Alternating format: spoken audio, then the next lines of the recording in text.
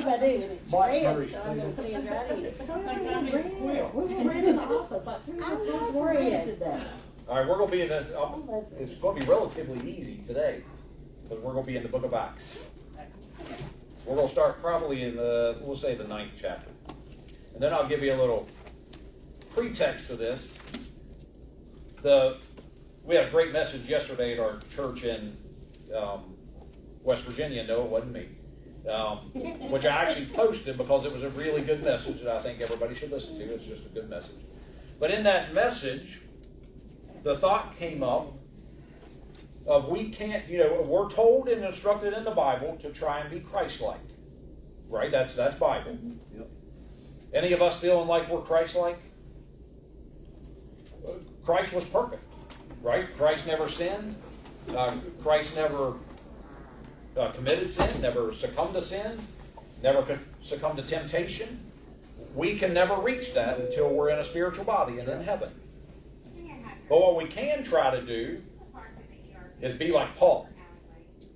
And this was the thought that was brought up. And I understand, we're not going to worship. Paul himself would even tell people, try and be like me. And I'm going to try and be like Christ. And I don't think most of us could say there's not probably a better example of commitment, conviction, and strength in the Word and in the Spirit than Paul. And Charlie, I'm going to disagree a little bit with this statement, but that's okay. Paul, per se, wasn't a sinner. He was, because we're all sinners. But Paul was in the religious institution when he was persecuting Christians. So, Paul wasn't a murderer outside of the church. I know it's semantics, but Paul, who was very dedicated to the persecution of Christians, to imprisoning them, to watching Stephen be stoned, and all these things, then became a very, very dedicated Christian. So I heard this said a long, long time ago, and I think there's a lot of truth to this statement.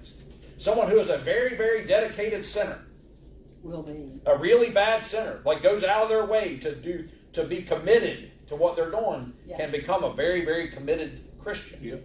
So let's not forget those people, because they're very, very dedicated sinners.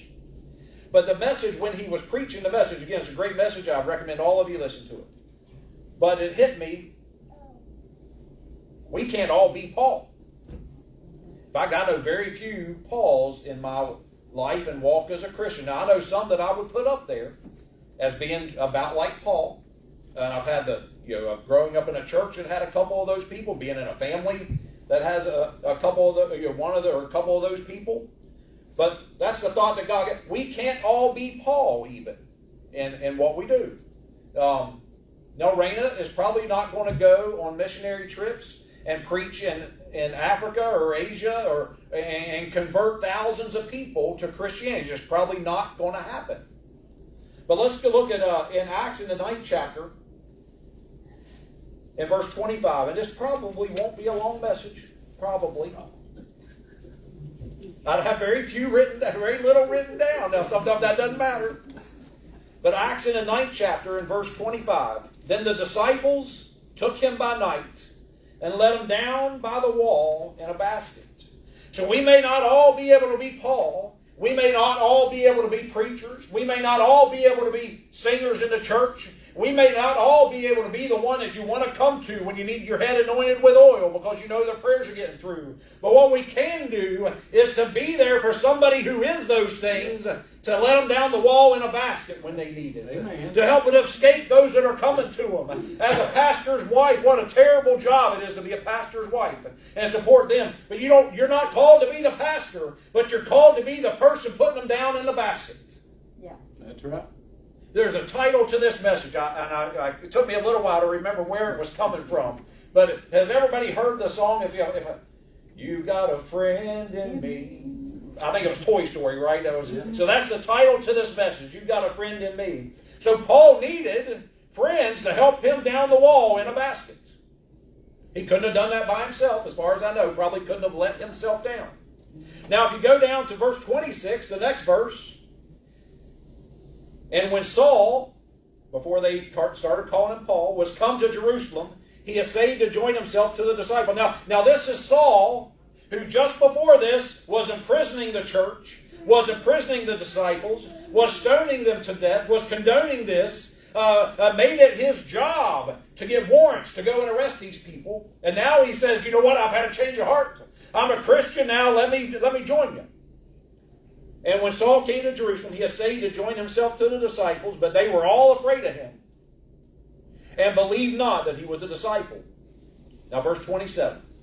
But Barnabas took him in, and brought him to the apostles, and declared to them how he had seen the Lord in the way, and that he had spoken to him, and how he had preached boldly at Damascus in the name of Jesus.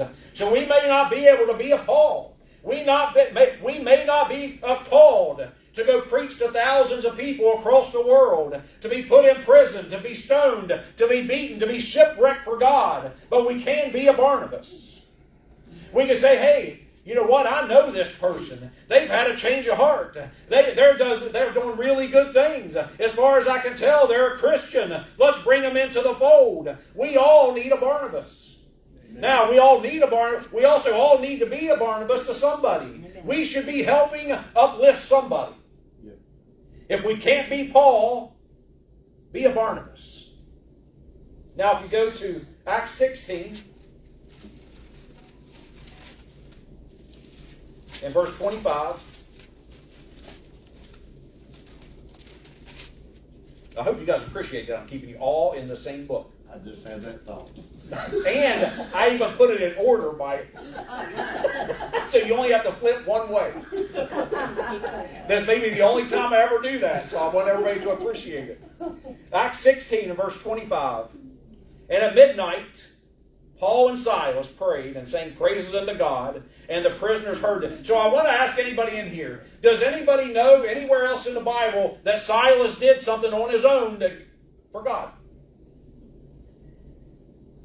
I don't know of any. But when you think of Paul, do you think of Paul and Silas? Yes. You know why? Because Silas was there with them. Yep. He went through this with them. He sat in prison with them. He sang songs with them while they're in shackles in prison. He was with Paul when the earthquake came in the prison and the doors opened and the shackles fell off. And the prison captain was going to kill himself because they were going to escape.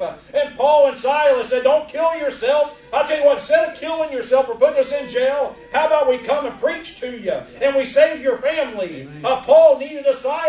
Now, Paul probably could have done it on his own, but he didn't have to because God gives us help. We need to be that help for people. We're all going to need it. We also need to be a help for somebody.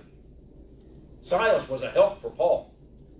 He was a major help. In fact, I suspect most Christians who have read and sat in church can't think of Paul without thinking of Paul and Silas. You just group them together. Wouldn't it be good if we had somebody that we could just group together with us? Oh, John and Brian. Isn't that scary now, right? Whoever it may be a help to somebody. Now, a couple pages over, about Acts 18. And I'm going to take it back. I am going to have you go backwards in a little bit. Acts 18 and verse 2.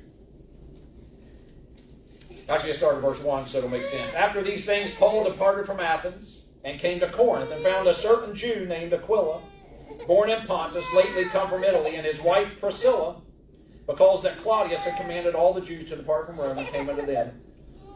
And because he was of the same craft, he abode with them and wrought for their occupation. Anybody heard of Priscilla and Aquila later in the Bible?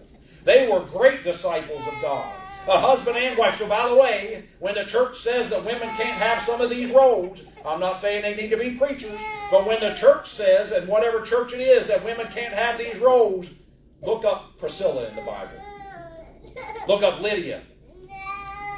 And now go over to verse 24. Let's start there. And a certain Jew named Apollos. Anybody heard of Apollos? He was a pretty important person in the spreading of the church, was he not? Him and Paul. A certain Jew named Apollos, born at Alexandria, an eloquent man and mighty in the scriptures, came to Ephesus. And now listen, and this man, Apollos, was instructed in the way of the Lord, and being fervent in the Spirit, he spake and taught diligently the things of the Lord, knowing only the baptism of John.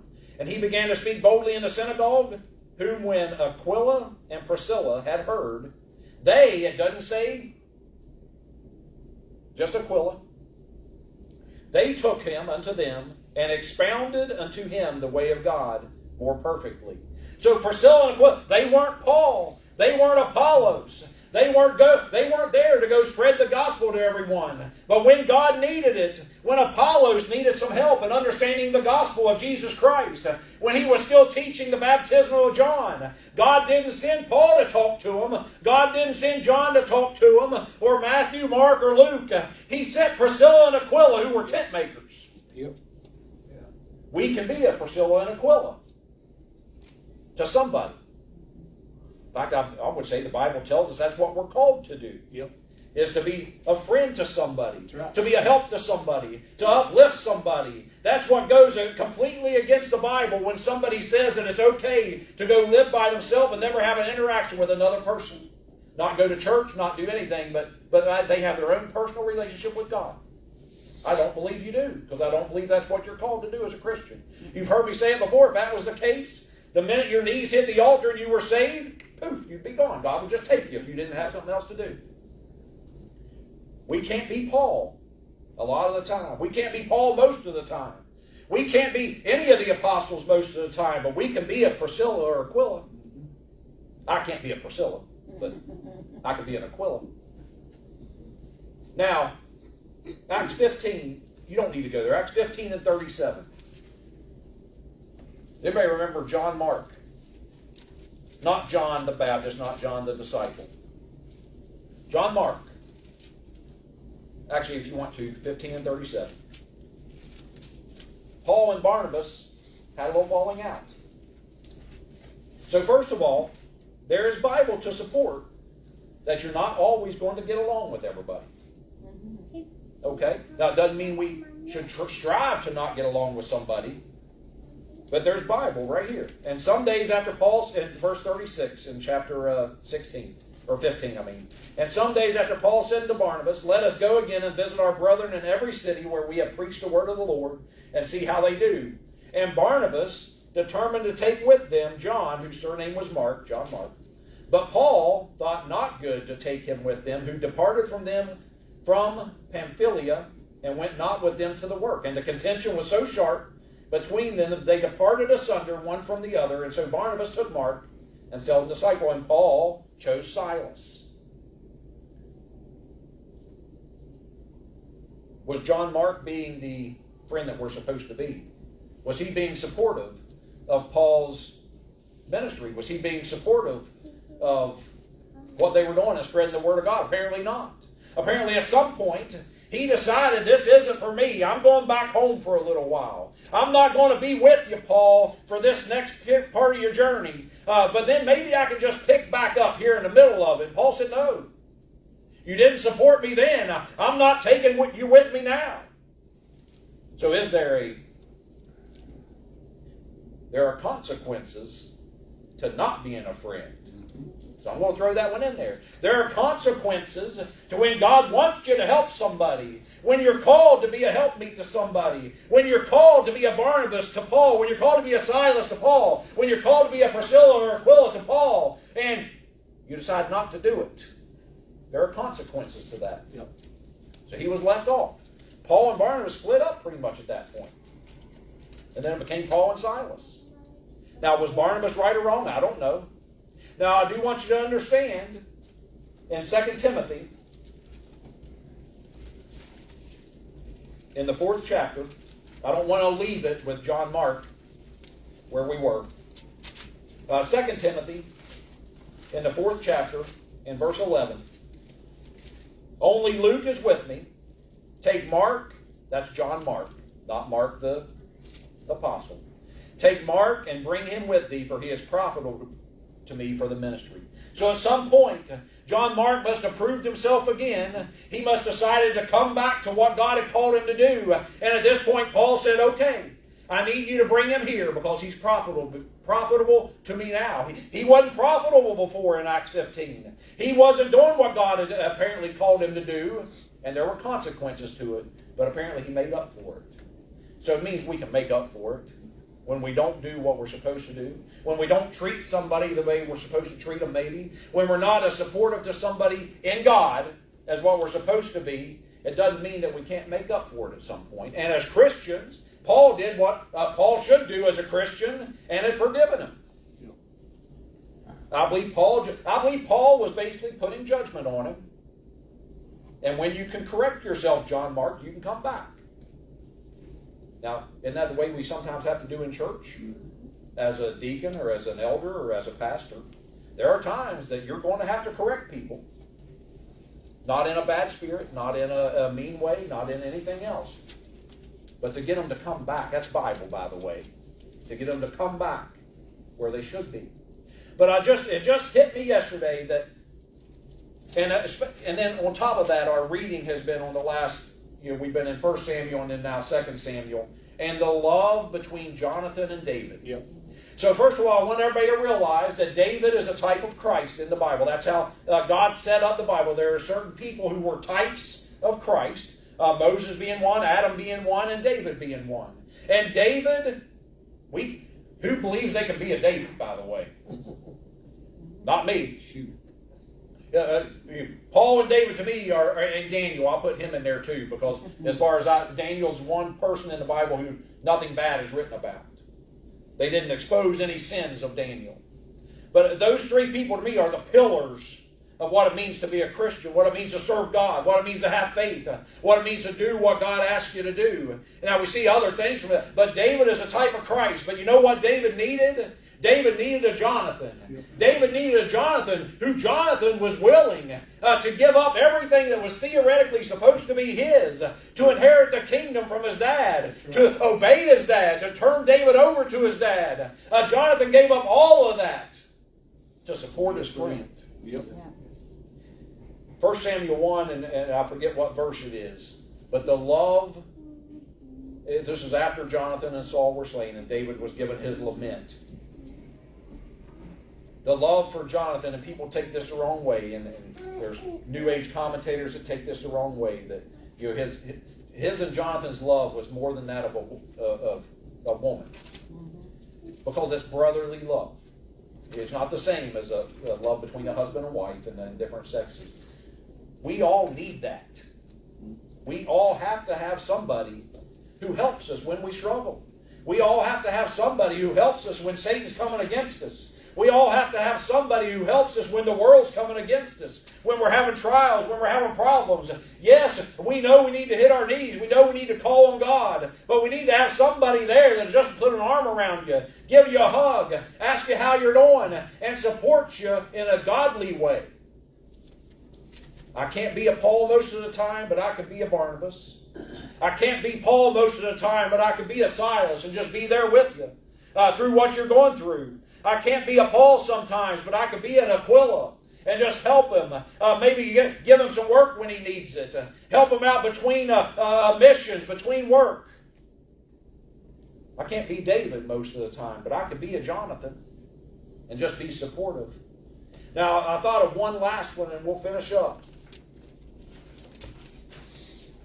Who wrote the book of Acts? Luke. The Apostle Luke. Who also wrote Luke. What did Luke do on his own? Where else in the Bible does it talk about Luke? You know what Luke did? Witnessed what others were doing and told people about it. As far, I'm sure Luke did a lot of things that I don't know about that aren't recorded. But as far as what's recorded, I don't see Luke. It never mentions, as far as I know, Luke going out and raising somebody from the dead. Luke going and healing a cripple. Luke going and preaching the word where they did, because they were all apostles. I understand that. But what Luke did, to me, in writing the entire book, he was with Paul, by the way, through most of that. You see that, because he says we. When the ship went down on the way to Rome, Luke was there. He's the one writing it. What Luke did, though, was be a friend to Paul. Yep. What Luke also did was then tell everybody the good works that Paul, Barnabas, Silas, Stephen, that they were doing. So sometimes it's not our job to have our name up there. Sometimes it's not our job to be, this was a great thing that Brother Brian preached the other day. Sometimes that's not what we're called to do. Sometimes we're not called, Brother Joey, to preach and to give a great message where thousands are saved. Sometimes what we're called to do is to go out and tell somebody about what Brother Brian preached. Yeah. And what we saw in the church. And how we've seen our pastor behave. And the godly things that we see. The little miracles, Brian, that we were talking about beforehand. That can't be coincidence. Those little things that when we're looking for them, we know it's from God. We know it's a miracle that this, and this all lined up in the same day with nobody talking to each other. Now, we tell ourselves about that sometimes. And I think we've gotten better at trying to tell each other about that. Hey, you know what God did for you yesterday? You know who we need to be telling? Out there. Yep. Others. You know who needs to see us have godly friendships? Those out there. Yep. You know what tears apart the vision of a godly friendship? Is when we go out there and we talk bad about others. Mm-hmm. Then we're falling into the category of being a John Mark. We're not being supportive. We're not doing what God's calling us to do. We're not supporting those Christians that are doing the work. We're tearing them down. So I can be all those people. We can also be a John Mark. We can be Jonathan, Silas, Barnabas, Priscilla, Aquila, Luke. But we have to be careful that we're not a John Mark. That's all I got. That was pretty short. Maybe we're going to part 2. To be continued. That's pretty short for me. But it was a very good message. Good. Patsy, you got another song for us? Somebody pick one and I'll look up the lyrics because I was sitting here thinking. You know what? The Old Time Religion was a good one. You got something, Mike? I said that message will line up with one I shared a little bit. Perfect. And I bet that's not by accident. Just as when Brother Brian was speaking out there earlier and he said something about Paul and those that supported him. And I'd already had the message lined up. God works that way. Yeah. And there's nothing better, by the way, as I've said it before, as a preacher, for those of us, 3 of us in here, when you feel like God gave you a message and He gives you that little confirmation beforehand. When somebody mentions something that's exactly what's in your message. Yeah, and it says, good for Paul and Silas in this song. We're putting that one, okay, you got that one? That's why I thought of that one. Yeah, it is. Give me that old time religion. Give me that old time religion. Give me that old time religion, and it's good enough for me. It was good for Paul and Silas. It was good for Paul and Silas. It was good for Paul and Silas, and it's good enough for me. Give me that old time religion. Give me that old time religion. Give me that old time religion, and it's good enough for me.